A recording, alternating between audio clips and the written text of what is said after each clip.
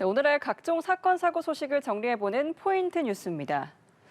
네, 첫 번째 소식입니다. 인천 청라 아파트 지하주차장에서 발생한 전기차 화재의 원인이 끝내 미궁에 빠지게 됐습니다.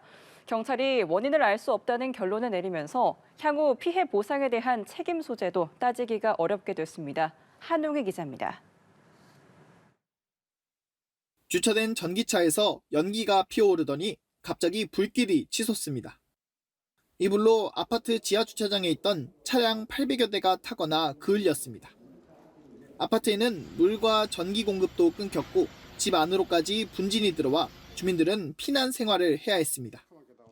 경찰은 전담팀까지 꾸려 넉 달 동안 수사를 벌였지만 끝내 원인을 찾지 못했습니다.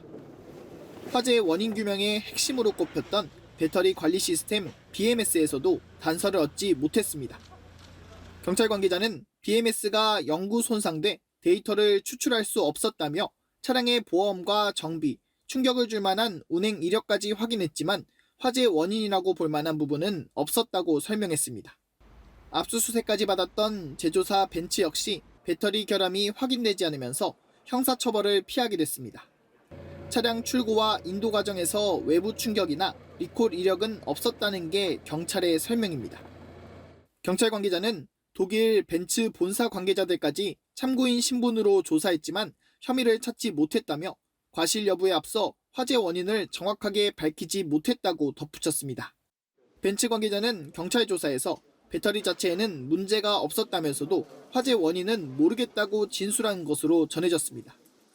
한편 경찰은 화재 초기 스프링클러를 끈 아파트 관리사무소 직원과 평소 안전관리를 부실하게 한 관리소장 등 4명을 업무상 과실치사상 혐의로 이달 중 검찰에 송치할 예정입니다.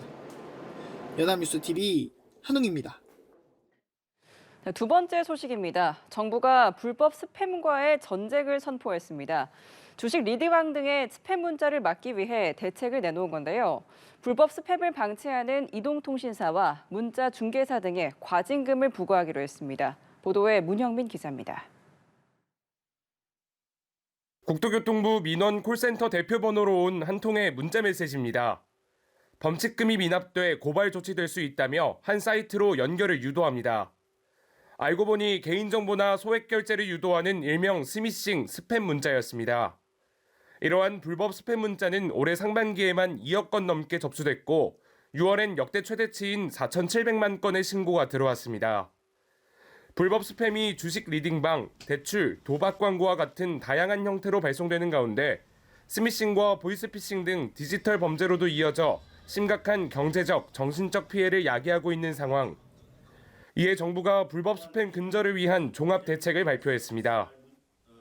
부당 이익을 환수하고 대량 문자 유통 시장 정상화, 불법 스팸 발송 차단 강화, 불법 스팸 수신 차단, 스팸 차단 거버넌스 구축 등 총 5개 추진 전략을 도출하였고 앞으로 불법 스팸을 발송한 경우 범죄 수익을 몰수하는 건 물론 발송을 묵인 방치한 이동통신사, 문자 중개사, 재판매사에 대해서도 과징금이 부과됩니다.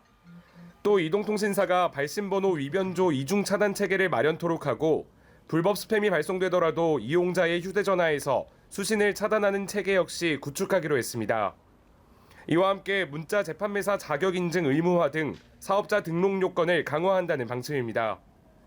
다만 이번 대책이 개인이나 조직이 아닌 대량 문자를 유통하는 사업자에 대한 제재 위주로 마련된 만큼 불법 행위의 시작점을 뿌리 뽑지 못할 수 있다는 지적도 나옵니다. 연합뉴스TV 문형민입니다. 다음 소식입니다. 디도스 공격이 가능한 TV 위성방송 수신기를 만들어 수출한 국내 업체가 경찰에 붙잡혔습니다. 코스닥 상장사인 이 회사는 외국 불법 방송 송출업체의 북탁을 받고는 제품 제조 단계에서부터 악성 프로그램을 넣었는데요. 문제가 있는 제품 24만 대가 유럽에 수출됐습니다. 나경렬 기자입니다. 한 컴퓨터 네트워크가 정상 작동됩니다. 이를 보여주는 그래프도 안정적입니다. 그런데 갑자기 네트워크 트래픽이 폭증하고 치솟은 그래프도 불안정한 모습을 보입니다. 일순간 서버를 다운시키는 디도스가 이뤄진 건데 공격 신호는 TV 수신기에서 보내졌습니다. 디도스 공격이 가능한 이 TV 수신기는 코스닥 상장사인 A사가 제조했습니다. A사의 고객이었던 외국 불법방송 송출업체인 B사는 경쟁업체로부터 디도스 공격을 받고 있어 대응 공격할 수 있도록 기능을 추가해달라고 요구했고 A사는 이 뜻대로 범행했습니다. 국내 제조사로부터 공급받은 셋톱박스를 소비자들에게 판매를 했고 소비자들이 갖고 있는 셋톱박스가 공격 대상을 공격하는 겁니다. A사가 유럽 쪽으로 수출한 수신기는 모두 24만여 대. 14만여 대는 펌웨어 업데이트 형식으로 악성 프로그램을 설치했고 나머지 10만 대는 제품을 만들 때부터 디도스 공격 기능을 추가했습니다. 경찰은 악성 프로그램을 전달, 유포한 혐의로 A사 대표이사와 임직원 등 5명과 그 법인을 검찰에 송치했습니다. 수신기 매출액 61억 원은 범죄 수익금으로 판단해 기소 전 추징 보전을 신청했고 법원으로부터 가압류 결정을 받아냈습니다. 경찰은 아직 검거하지 못한 해외 업체 관계자에 대해선 국제 공조를 통해 수사해 나간다는 방침입니다. 연합뉴스 TV 나경일입니다. 네, 마지막 소식입니다. 최근 눈썹 문신 등 반영구 화장이 성별을 불문하고 인기인데요. 한국소비자원이 반영구 화장 등에 쓰이는 문신용 염료의 안정성을 조사했더니 대부분 제품에서 유해 물질이 검출됐습니다. 오주현 기자입니다. 눈썹과 입술 등에 반영구적으로 색을 입히는 반영구 화장이 대중화되면서 우리나라의 문신 이용자는 지난 2021년 기준 1,300만 명을 넘어섰습니다. 그런데 한국소비자원이 시중에 유통 중인 문신용 염료의 안전성을 조사한 결과 대부분 제품에서 유해 물질이 검출돼 관리 감독이 시급한 것으로 나타났습니다. 조사 대상이었던 24개 제품 중 20개 제품에선 사용이 금지된 물질인 니켈, 납, 비소 등 중금속이 검출됐습니다. 특히 비소는 발열과 구토, 복통 등을 유발할 수 있어 국제암연구소가 인체 발암 물질로 지정한 유해 물질입니다.